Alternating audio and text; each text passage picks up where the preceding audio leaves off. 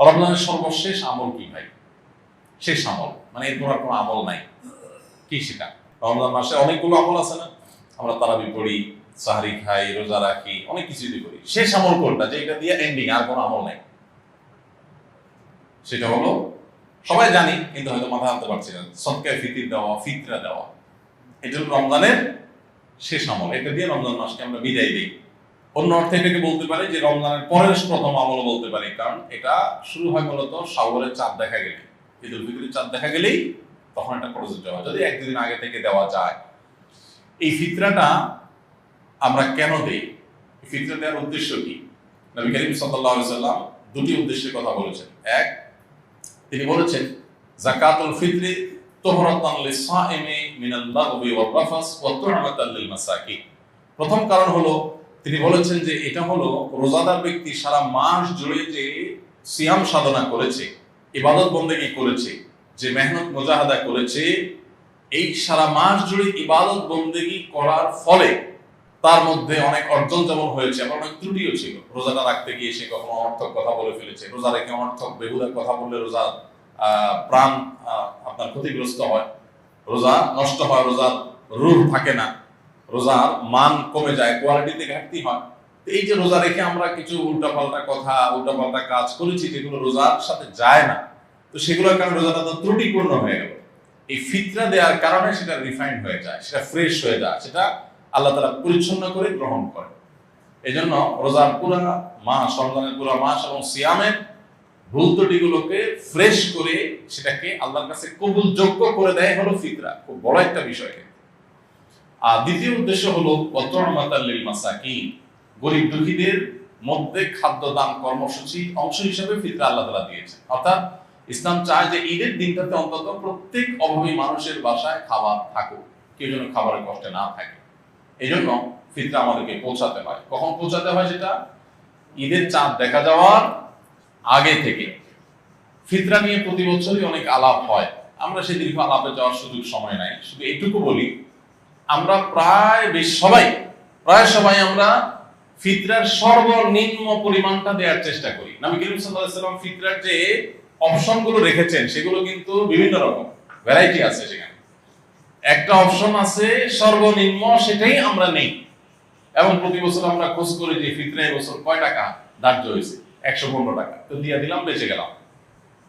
যদিও পুরো পরিবারের তরফ থেকে দিতে হয়, পরিবারের কর্তা যিনি, তার ছেলে মেয়ে, তার স্ত্রী, এমনকি ছোট বাচ্চা কাচ্চা, তাদের সবার পক্ষ থেকে, তার একান্নভুক্ত যারা তার বাসার সদস্যের মতো, এমনকি যে কাজের লোক, যারা বাধা কাজের লোক থাকেন, তাদের তরফ থেকে, এই সবার তরফ থেকে পরিবারের কর্তা দিয়ে দিবেন। এখন সবাই দেখে যে ফিতরা কত ধার্য হয়েছে। ভাই, ফিতরা সর্বনিম্ন যদি 150 বা তার সমমূল্যের খাদ্য হয়, তো ফিতরা সর্বোচ্চটা কিন্তু 1000, 2000 বা আরো বেশি হতে পারে। আপনি কিশমিশ যদি দিয়ে দেন তাহলে একরকম হবে, আপনি গম দিয়ে দিলে আরেক রকম হবে, খেজুর দিয়ে দিলে ভিন্ন রকম হবে। তো অনেকগুলো অপশন আছে। তো আমরা সর্বনিম্ন গমের আইটেমটা বেছে নিই, যেটা সবচেয়ে সস্তা, এটা দিয়ে আমরা দেওয়ার চেষ্টা করি। কারণ আপনি কিশমিশ যদি চিন্তা করেন তাহলে কিশমিশের কেজি কত আর গমের কেজি কত, অনেক বেশ কম হয়ে যাবে। এই জন্য আল্লাহ তাআলা যাকে যতটুকু সামর্থ্য দিয়েছেন তিনি সেইভাবে ফিতরা দিবেন। এবং ফিতরা হিসেবে যদি আপনি খাদ্য দেন অথবা নগদ টাকা দেন, আমার পরামর্শ হবে ওয়াজিব ফিতরা তো ওইটাতে আদায় হয়ে যাচ্ছে, এটা কোনো সন্দেহ নাই। নফল হিসেবে যেহেতু ফিতরার উদ্দেশ্য গরিবের বাসায় খাবার পৌঁছানো, সেই যুগে নবী সাল্লাল্লাহু আলাইহি সাল্লামের সময় গরিব শুধুমাত্র এই প্রিন্সিপাল ফুড এগুলোর উপর নির্ভর করত। চাল, ডাল, আপনার ডাল তো না, আপনার গোশত অথবা আপনার আটা, ময়দা কিংবা গম, এগুলোর উপরে নির্ভর করতো মানুষ। কিন্তু এখন মানুষের জীবনের যে আপনার জীবন ধারণের যে পদ্ধতি, প্রক্রিয়া, মানুষের যে লাইফস্টাইল, সেটাতে যথেষ্ট পরিবর্তন হয়েছে। তো ঈদের দিনে গরিবের হাসি, গরিবের আপনার আনন্দ, এটাকে পরিপূর্ণতা দেওয়ার জন্য আমার পরামর্শ থাকবে যে ফিতরা হিসেবে যা দিচ্ছেন আপনি, এক্সট্রা হিসাবে, এটা ফিতরার অংশ না, বোনাস হিসেবে, নফল হিসেবে আপনি তাকে পারলে 2 কেজি মুরগি কিনে দেন। গরুর গোশত অনেক দাম, 1 কেজি গরুর গোশত, 2 কেজি গরুর গোশত কিনে দেন, একটু পোলাও চাল কিনে দেন, একটু সেমাই চিনি কিনে দেন। আমি প্রতি বছর এই কাজটা করি আলহামদুলিল্লাহ। ফিতরা যা করা, এর বাইরে একটা গরিব পরিবারের ঈদের আনন্দ হওয়ার জন্য, বাসায় ভালো খাবার দাবার প্রস্তুত করার জন্য যা যা দরকার, তার একটা প্যাকেজ একটা প্যাকেট তাদের বাসায় পৌঁছে দেন, তাহলে তাদের আনন্দটা 16 কলায় পরিপূর্ণ হবে ইনশাআল্লাহ। এটা আমরা করতে পারি। বিশেষ করে দ্রব্যমূল্যের ঊর্ধ্বগতির এই সময়ে অনেক মানুষ যারা আমাদের কাছে মুখ ফুটে বলতে পারছে না, অনেক কষ্টে আছে। আমরা কল্পনা করতে পারছি না যে এই মানুষটা খাবারের কষ্টে আছে। এরকম অনেক ফ্যামিলি আপনার আশেপাশে আছে, আপনি খোঁজ খবর নিলেই দেখবেন। রমজানের শেষের দিকে এসে দানের পরিমাণটাও বাড়ানো দরকার।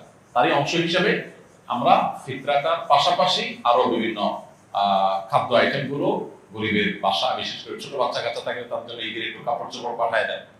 তাদের আনন্দটা যে কত বেশি হবে সেটা হয়তো আপনি লাখ টাকা দান করলে কোনো সময় সেটা অর্জন হবে না। সবসময় নগদ টাকা দান করলে সব বেশি হয় তা কিন্তু না। আমি সৌদি আরবে দেখেছি কিছু মানুষকে, সেখানে অদ্ভুত অদ্ভুত মানে নেকামলের প্রতিযোগিতাকারী মানুষদেরকে দেখতাম, যেটা মানে কল্পনাও করা যায় যে মানুষ কত ভালো কাজের জন্য খোঁজে। আমার একবার মনে আছে যে কোন একটা সুপার শপে কেনাকাটা শেষে, এরকম রমজান মাসেই হবে, আমি বিল দেওয়ার জন্য কাউন্টারে আসছি। তো এক সৌদি নাগরিক আমার লেবাস পোশাক দেখে বুঝছে যে বাংলাদেশি।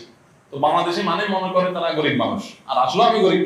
তো আমার পিঠে এরকম আস্তে করে আলতো করে হাতটা রাখছে খুব সুন্দর করে, মানে যেটাতে আমি মানে রাখার তো একটা ধরন আছে, আস্তে করে পিঠের উপরে হাতটা রাখছে, মানে খুব কোমলতার সাথে, স্নেহের সাথে। স্নেহের পরশাতে হাতটা রাখলাম, আমি ফিরে তাকালাম, দেখি যে একজন সৌদি নাগরিক, আমি চিনি তাই। তো সে বলতেছে যে যদি তুমি মনে কিছু না করো, তোমার বিলটা আমি দিতে চাই। আমি দুনিয়ার বাজার করছি, হয়তো ঈদের জন্য বাজার হয়েছে, তো কয়েকশো রিয়াল হয়েছে। উনি বলেন যে যদি কিছু মনে না করেন আমি দিতে চাই, হাদিয়া, গিফট, জাস্ট গিফট। কি বলা যায়, গিফট দিবে, নিষেধ করতে কিছু নেই, বলো ঠিক আছে। তখন উনি দিলেন। আমার কাছে আইডিয়াটা খুব ভালো মনে হলো। আপনি বাজারে চলে যান, বাজারে যে দেখবেন বহু মানুষ মাছ বাজারে কাচুমুচু করছে, ছটফট করতেছে, একবার এই মাসালার কাছে আবার ওই মাসালা যায়, তার মানে বাজেটের সাথে তার চাহিদা বা প্রয়োজনের মিলাতে পারছে না বেচারা। এই লোকটাকে ওরকম পেছন থেকে আলতো করে হাত বুলিয়ে তাকে একটু বলেন, ভাই আমি আপনার এই মাছের বিলটা দিতে চাই, যদি আপনি মনে হচ্ছে না করেন।